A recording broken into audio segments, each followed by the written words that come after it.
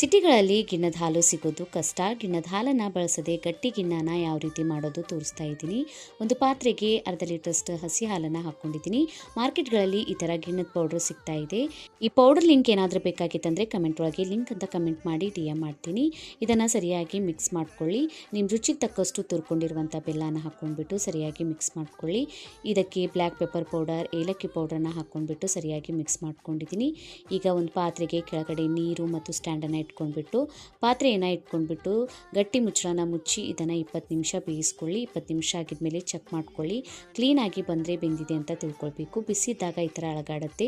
ಬಿಸಿ ಇದ್ದಾಗೂ ಇದನ್ನು ತಿನ್ಕೊಳ್ಬೋದು.